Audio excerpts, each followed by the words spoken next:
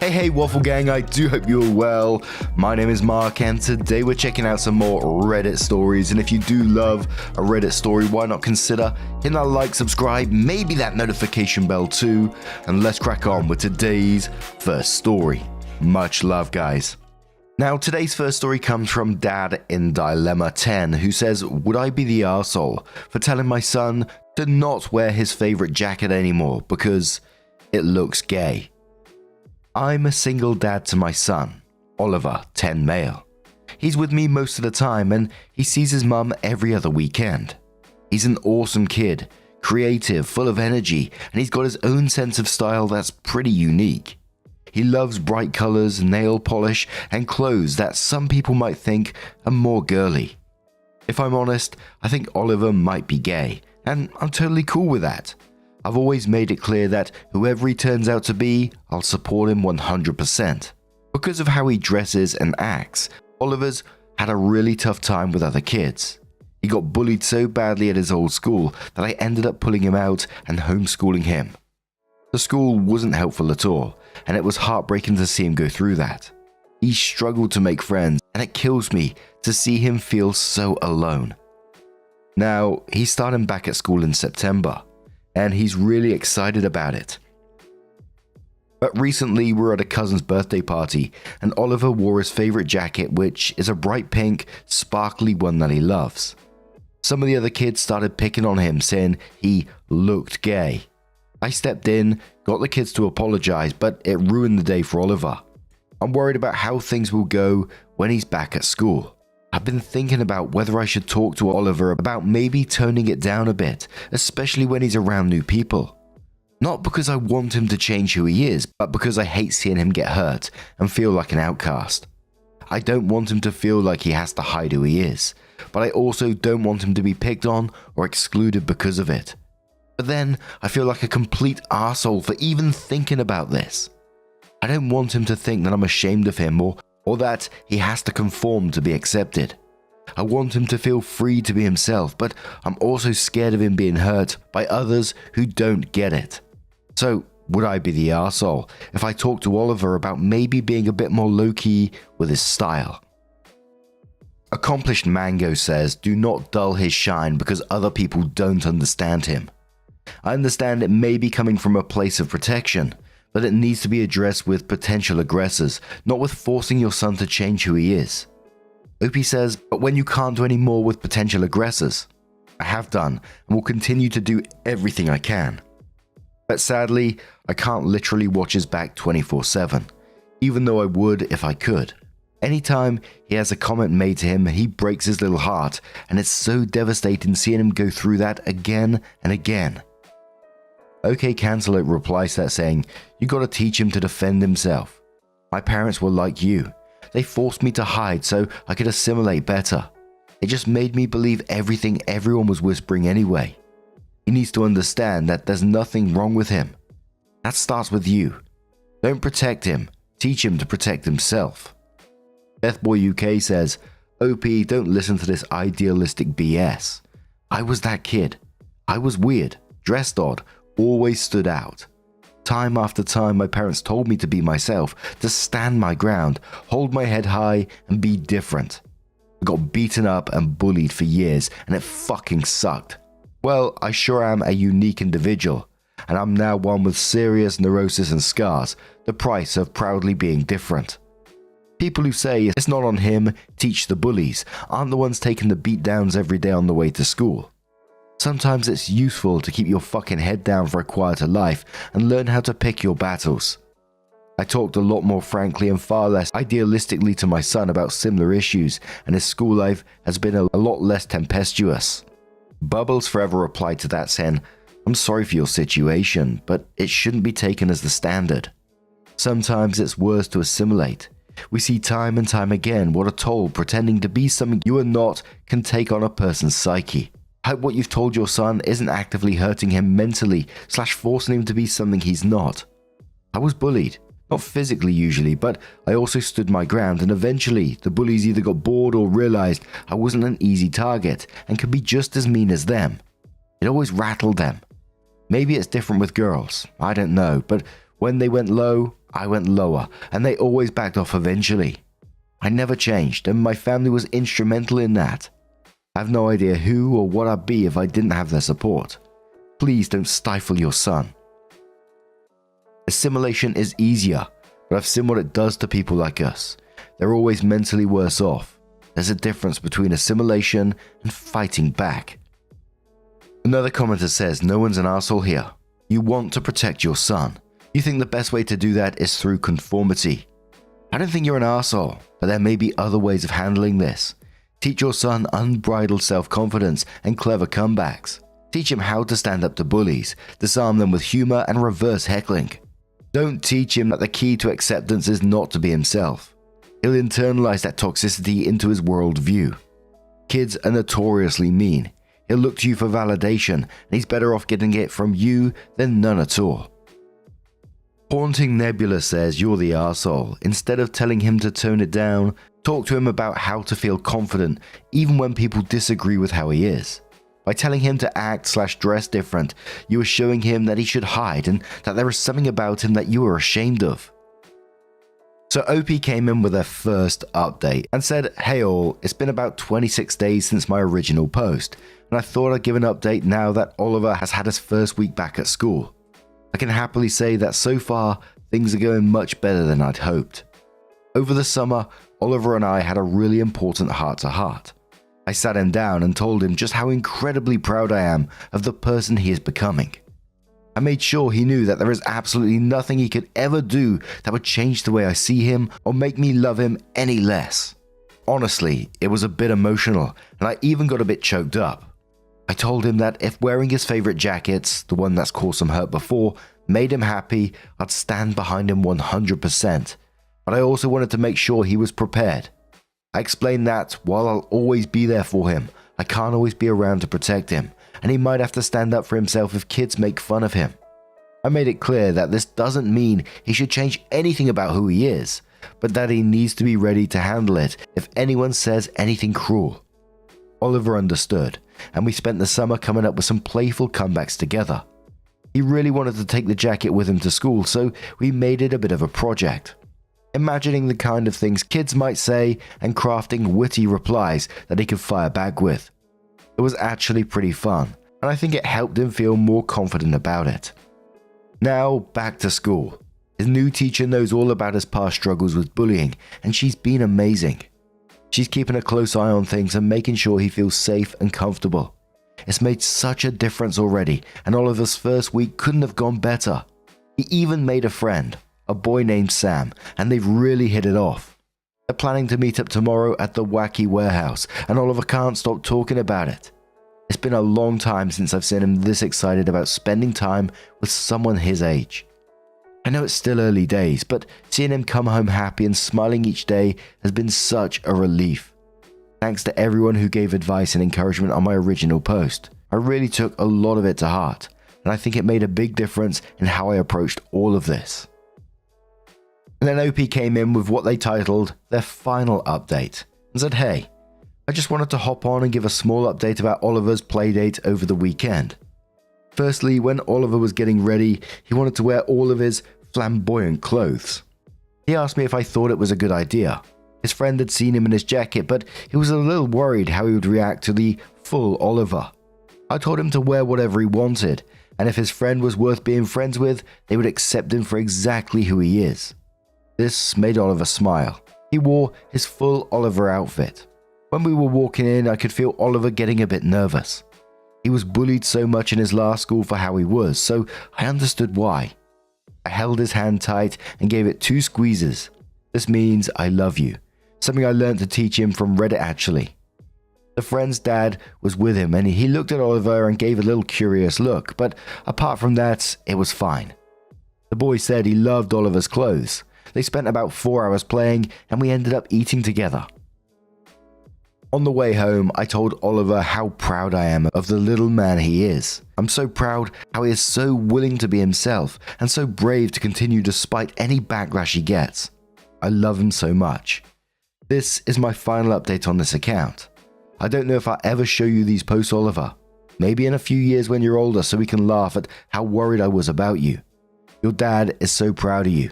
I think you're the most amazing person in the whole world, even when you drive me absolutely nuts. I am so lucky to get to be your father. I'm so lucky you're in my life. I love you.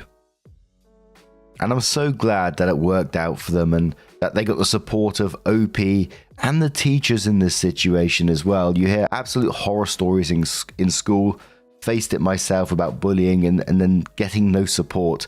I mean, in my school, the bullies got more support than the people that was actually being bullied. So I was really nervous giving my comment on this because I didn't want it to come out in the wrong way. But, you know, my heart is for Oliver all the way, just so you understand that. But I felt like OP was right, that the reality of bullying isn't as simple as just being yourself and staying strong. Like, and I'm just comparing it to my own bullying here, so, you know, I'm projecting a bit. But different situations and different schools have different levels of danger, from emotional to physical threats. And, you know, as I said, having been bullied myself, I know sometimes keeping your head down isn't cowardice, it's just survival, which I'm hanging my head when I'm saying that because it shouldn't be the way. And I 100% know that. But I really did like OP's approach, giving him the tools to make the decisions himself and telling him what potentially people could be like. Reading those situations, making informed choices about expressing himself, rather than just telling him to hide or be himself no matter what. And again, I very much know this is my own projection here because I see some of the comments talking about standing up to bullies and etc, etc. If I would have said anything to my bullies, I'd have the shit kicked out of me. But once again, I'm so glad that things did work out for them. But what do you guys make of this situation? Let us know your thoughts down in the comments below. And let's move on to another story. Now, our next user is called Chroma Sparkles, and it says, reach out to the guy who rejected me. So, I, 31 female, was seeing a guy, 38 male, for about a month. We went on 7 dates total. We slept together twice. He seemed very excited about me in the first 3 weeks, planning dates, kissing, holding hands, general PDA in public. He paid for every meal and activity, and he texted me daily. We had great conversations. Everything just seemed to be heading towards us happily dating. Then this past week I suddenly noticed him slowly fading me. And yesterday when I asked if he was available at all this week, he sent me a text apologizing profusely, saying he thinks we should see other people. I simply replied while bawling my eyes out, "It's okay. Good luck with everything." I deleted my Bumble account almost instantly after he sent me that message because I was ready to give up. But I remade it today. Today, after swiping a few times, his profile shows up and he deleted his and made a new one as well. No idea why, but that shows me he didn't break it off with me for another woman. Of course, like a dork, I still swiped right, holding out some kind of dumb hope that we'll match again. Now, normally when I'm rejected by a guy, whether things were going well or bad, I say my little good luck message and move on. But I honestly feel like this guy and I were on the way to something special. Now, I know that nothing I will say will necessarily change his mind, but for some reason, I really want to send him a message. Maybe in like a week or two, after some time has passed. I want to let him know how I felt about him because I never really got the chance to. I'd actually been planning on telling him this week how I was developing feelings for him. He was nothing but a gentleman. Very nice, generous, and he made me feel really special for the first time in a long time. And I really feel like he was developing feelings for me too.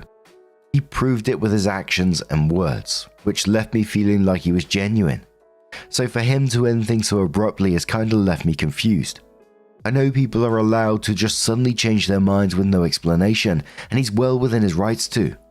I'd be lying if I said I wasn't hoping that the message would get him to change his mind, or at the very least, get the door open so that we can talk more about what happened. But I'm not a complete fool. I know more than likely he will read it and not respond, even though we didn't end on bad terms. Even knowing that it most likely won't make a difference. I still want to send it because I really do want him to know how much I liked him and appreciated him, even if he couldn't care less enough to respond. I feel like it'd be very cathartic for me, and again, whether he responds or not will give me some closure because I will have said everything that's been on my mind and in my heart for the past month. Should I go for it, or don't waste my time? Edit, you're alright. I won't send him anything. I might still write out the message like I originally intended for my own personal catharsis, but I will not send it to him. I won't make a fool of myself chasing after someone who told me they weren't interested. If he wants to reach out to me, he will. And if I never hear from him again, which I most likely won't, then that's my closure. Thank you for all the responses, even the ones that were a bit harsh. The first commenter said to this one, to be honest, if it was the right person for you, it wouldn't be so difficult and they wouldn't have said, we should see other people. Cut your losses, heal, and move on. He isn't worth your time. You should never have to convince anyone to be with you. If you feel like you have to, then maybe work on your self-confidence a bit. Till you believe that someone who deserves to be with you sees your value and won't just walk away. You got this. Next commenter says, honestly, if I were you, I wouldn't reach out and would move on. I would also squash every idea about thinking you guys were on your way to having something special. In the ideal beginnings of a connection/relationship, you want the enthusiasm to come from both sides and to grow, not diminish. You had a 1-month whirlwind romance crash and burn. This could possibly fall under the umbrella of love bombing. After 7 dates and 30-ish days, you want someone that wants to continue seeing how things go because they too value the dates and conversations and sex. Rejection is a part of life. It sucks, but it is what it is. Don't hope or ask for closure externally. Give it to yourself internally. Go on dates with other guys and get this guy out of your mind. If he was ideal and things were meant to be, you two would have a dinner date for tomorrow. Whatever you do, don't give up on dating just yet. Good luck. And one more commenter who says, this sounds like a situation where the advice, write a letter and don't send it, would apply. Since you don't seem concerned about looking foolish, the only other downside is that he might never even acknowledge receiving or reading it. So you might always be in a position of questioning. And as OP said after that post that they didn't send the letter in the end, but they might be writing it. But 3 years later, OP came in with an update and said, about 3 years ago, I made this post asking if I should reach out to a guy I was seeing after he rejected me. The general consensus was no, and I didn't. But 3 months after I made that post, he actually reached out to me. We did not speak to each other at all for those 3 months, and I didn't go on any dates with anyone else. My heart dropped when I saw the text from him, but I was still skeptical. After about 3 days of texting, he asked me to dinner. I grilled him on why he rejected me and why he decided to reach back out. I wanted to make sure he was not playing any games. If I had caught even a hint of it, I would have cut him off immediately. I'll be vague on the reason he gave for rejecting me for privacy purposes, but basically he ended things because he thought there was an incompatibility between us, even though he really liked me. He didn't want to drag things out and then break it off after one or both of us had caught major feelings. So I asked him why he then decided to come back, and basically he said that he realized that we had something really good going. He really liked me and he would be willing to overlook the incompatibility because after he sat and thought about it, it wasn't that big of a deal in the long term. Note, it wasn't anything like kids, marriage, or anything major. Basically, he kind of made an assumption and ended things too early when he probably should have just waited and talked it out with me. He acknowledged his mistake and apologized multiple times.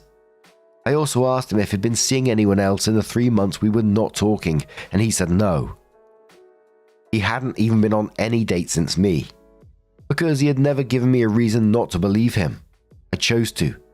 I was just trying to make sure that he wasn't using me as a rebound after he got dumped or something.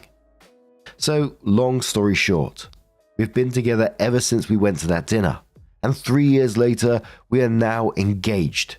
We are madly in love, and he is truly my best friend. My mum loves him, his mum loves me, he loves my fur babies, and they all love him, so all is good.